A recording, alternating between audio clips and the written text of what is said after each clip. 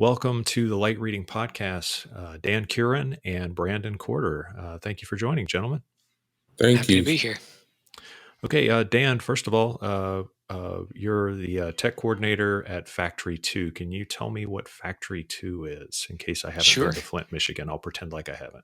It's kind of a misnomer in a way. We're known for our factories here, but Factory 2 isn't a factory at all. It's a community makerspace, and we focus on providing access to members of the community to learn new skills or get their hands on tools that they might not be able to purchase or have in their garage.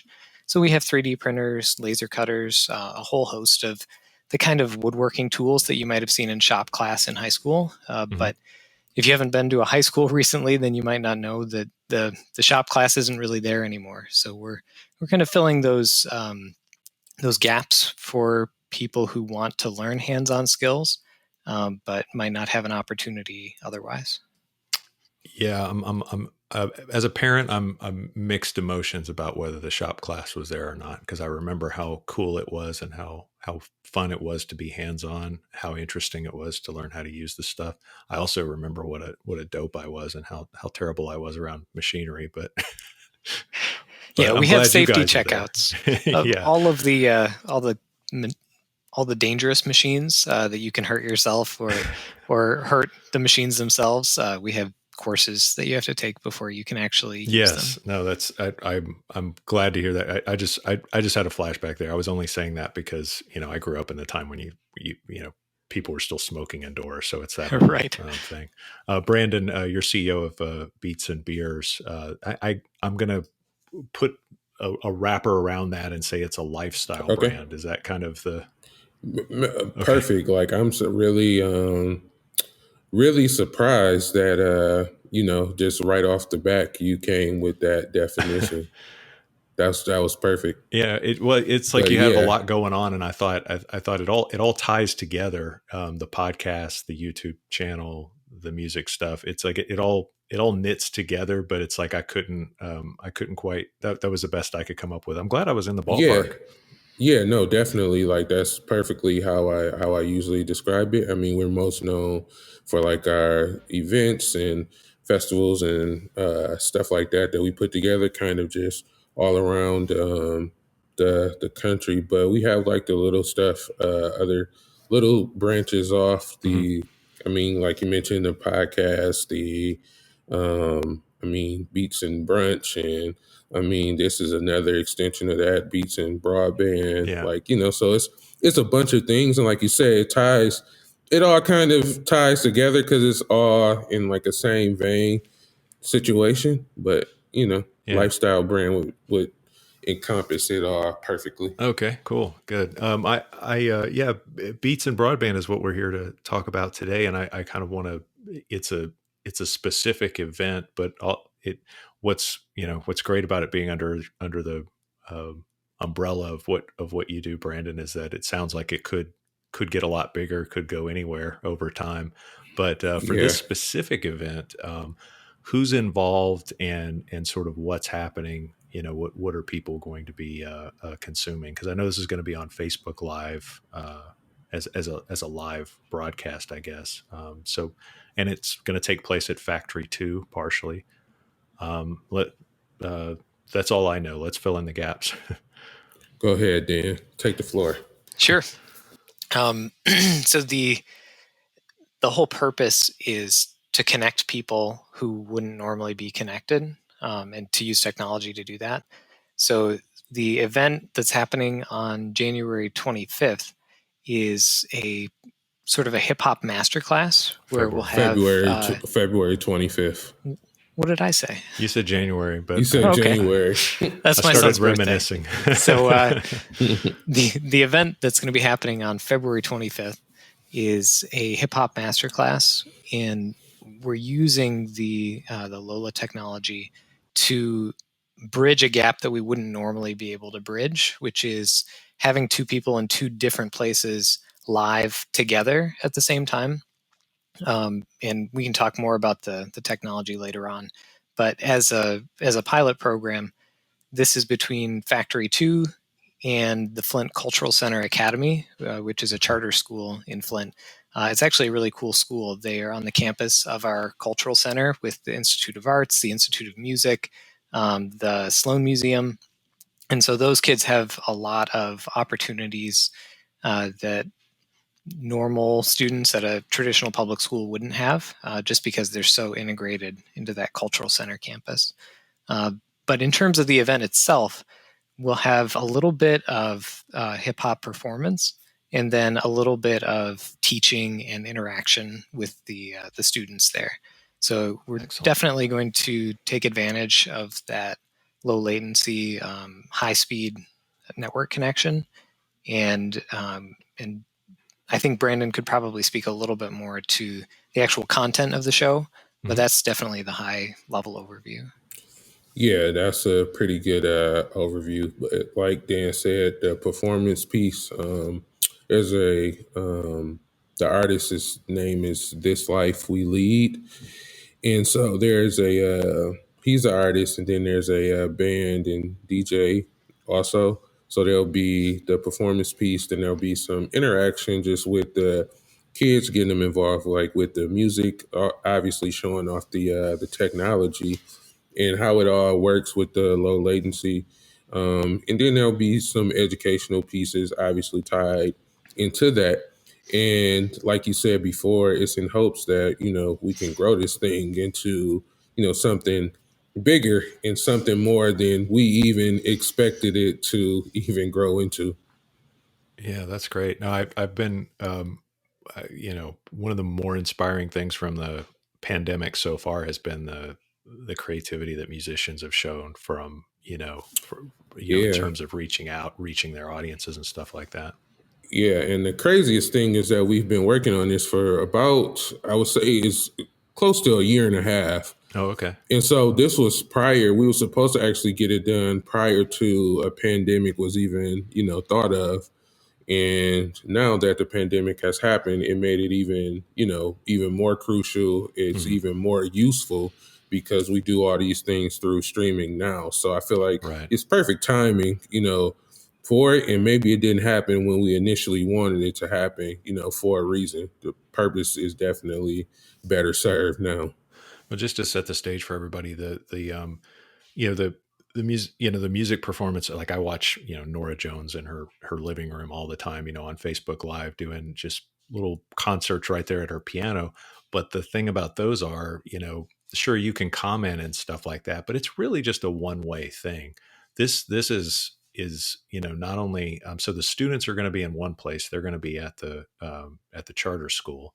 The musicians, are they going to be in the artist, are they going to all be together, or are they going to be in two different places? They'll be together, the Okay. musician and the musicians and the artists, and Yeah, then the kids will be separate. but they'll be, arguably miles apart, and Yeah, the yeah. and interacting in a way that necessitates a real-time response. There's not going to be any room for, especially when music's involved. You can't like on a podcast conversation or whatever. You can't wait for somebody to catch up, or whatever. It's got to be right there in the moment.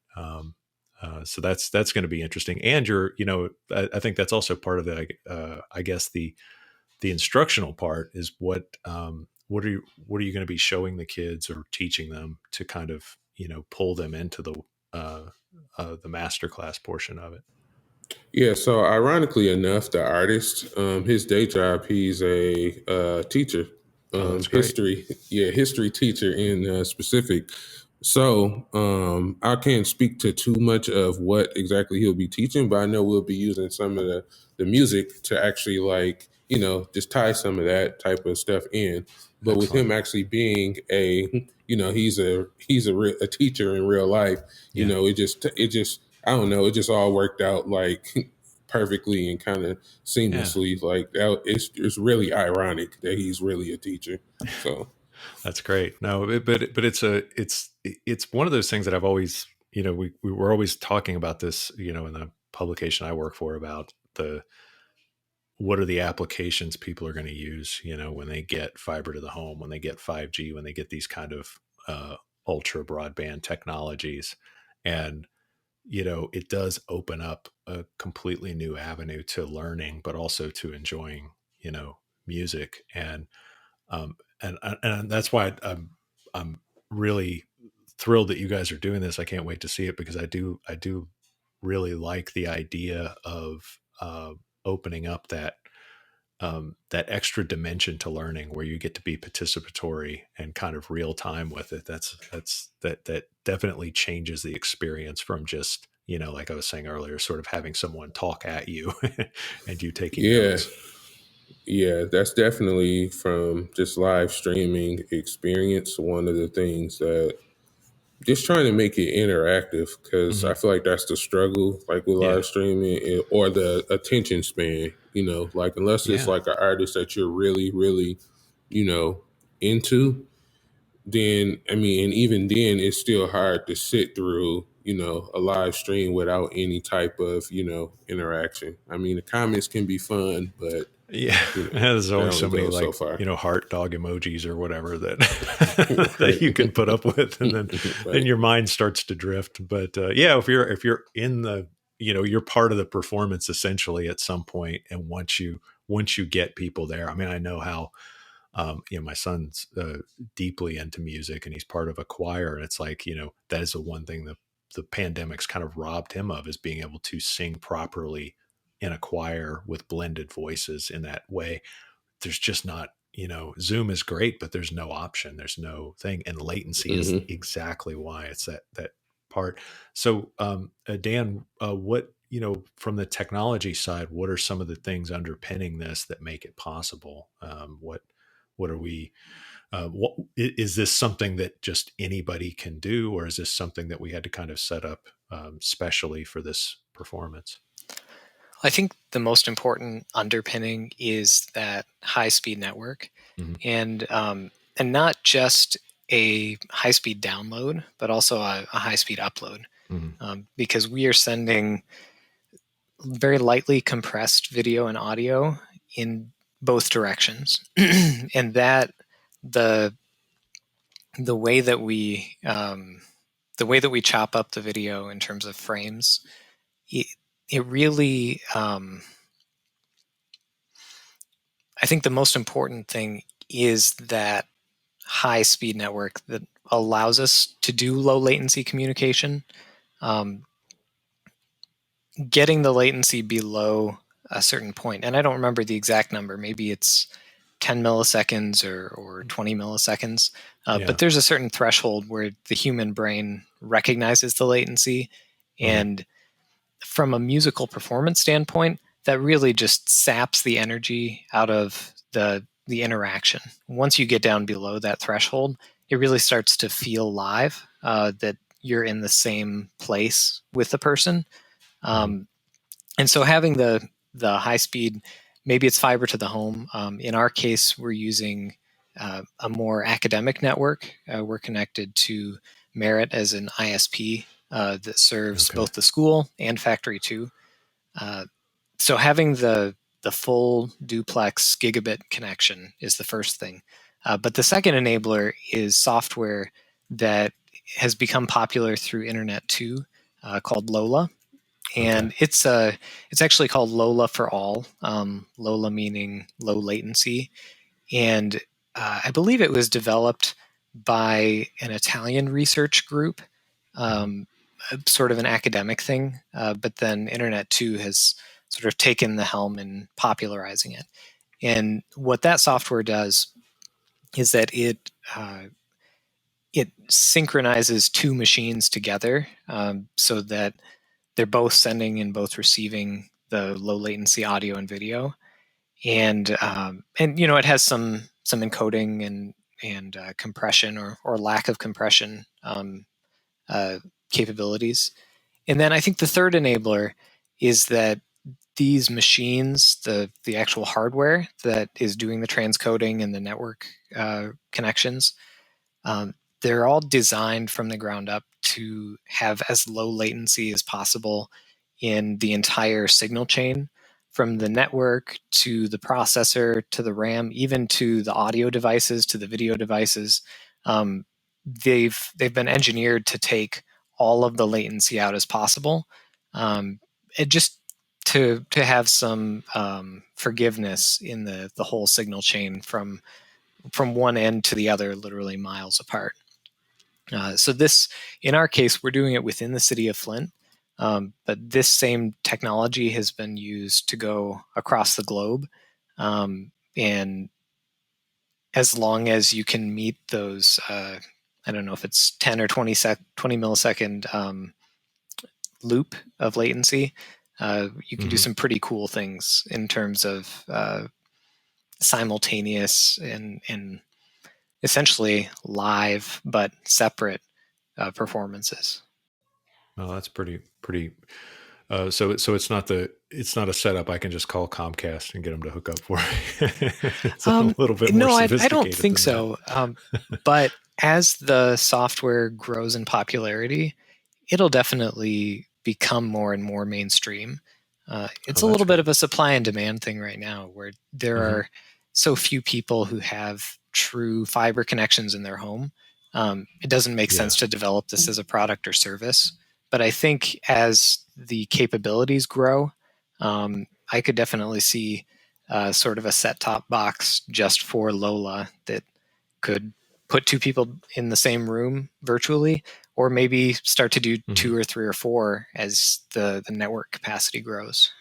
Yeah, Very cool. I definitely hopes that it grows and people can do it from, home regularly, and we raise the demand for things like this. And yeah, now I just feel like it's a perfect time for people to really understand the importance of it more so than before. Like, it would have been a cool thing before, but now, since everybody has been forced into streaming some type of way, like the live streaming situation, they understand it a little better. I mean, including myself, like I've had to learn, a number of things about just video streaming, whether it's through Zoom or StreamYard or whatever the case is. So That's a great point. It's the situation we're in has kind of forced us all to get an education that maybe we didn't want before about, right. about And it's learning. forcing us to see the limitations of the tools that we have at our That's what I was disposal about to say. too. It's the wall we're all running into at the same time of, like, oh my, I tried to do that, but I can't,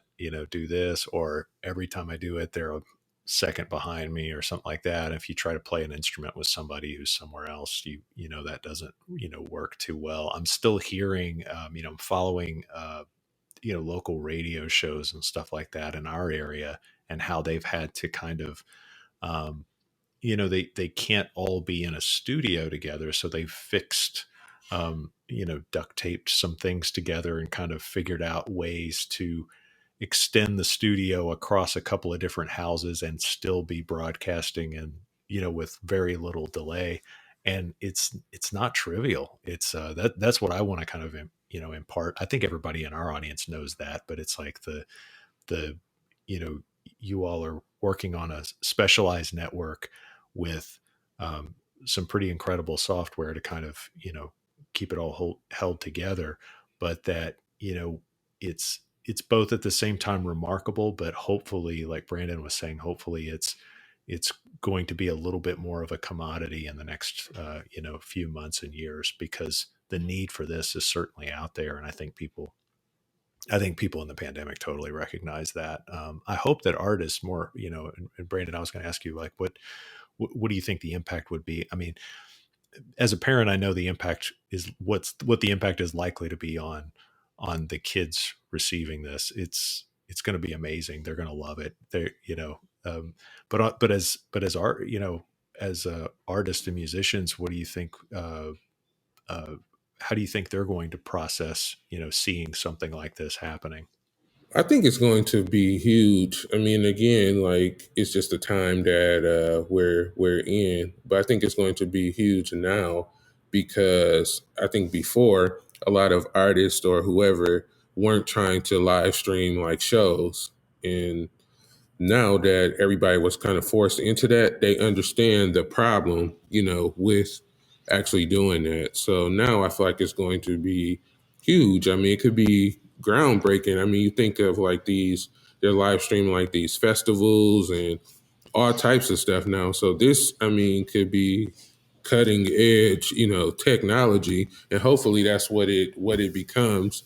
And I'm excited to be like on the cusp of like that on the ground floor, with it, because it could grow into something that we're not even imagining. And just imagine if we were able, because the main thing with live stream shows are people are like, it's just not the same feeling, whatever the case is. But imagine if this technology was the technology to give people that feeling, or as close a feeling as possible, Yeah. from the comfort of their own home. So I think it's going to be huge.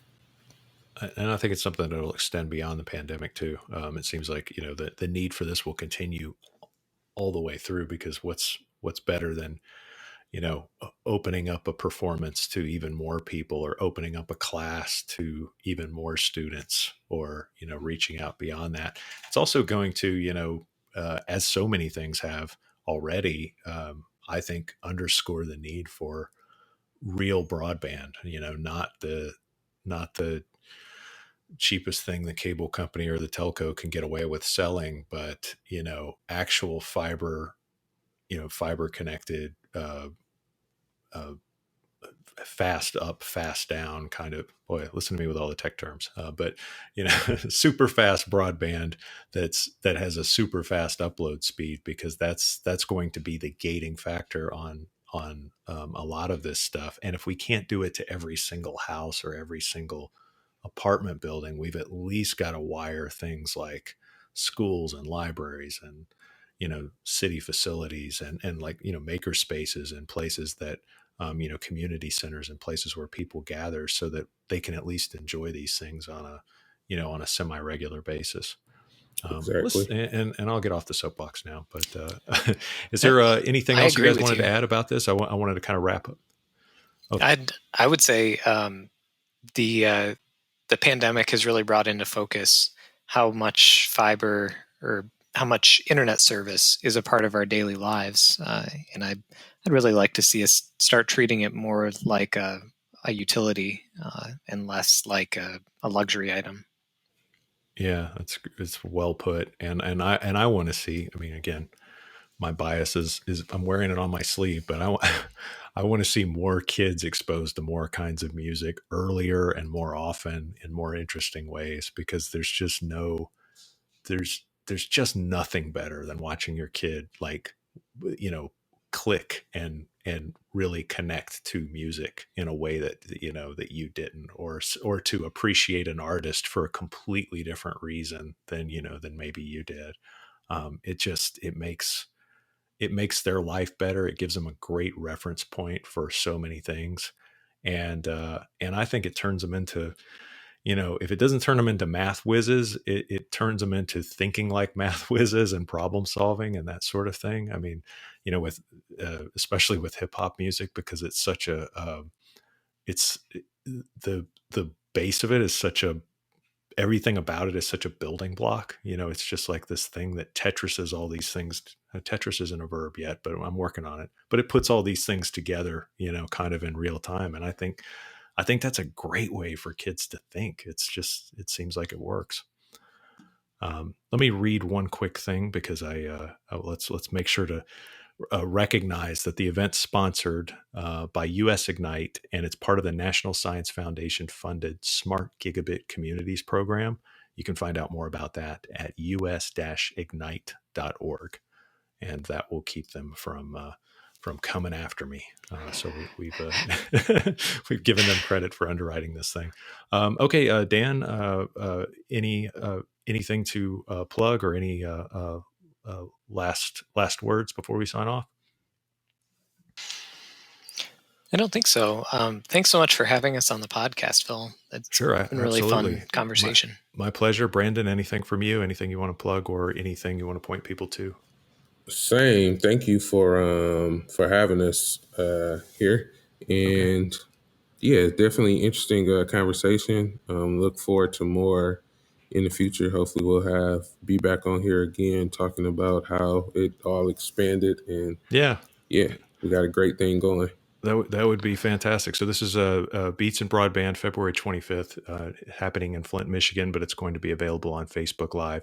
And if I can, I'll get the link and put that in the show notes. If it happens and and we miss the live link, those of you hearing this on light reading, I'll go back and put it in the thing. I know you guys will email me and tell me to do it, so I'll make sure I'll do it. Anyway, thanks very much for being on the Light Reading Podcast. Thank you, Phil. Thank you.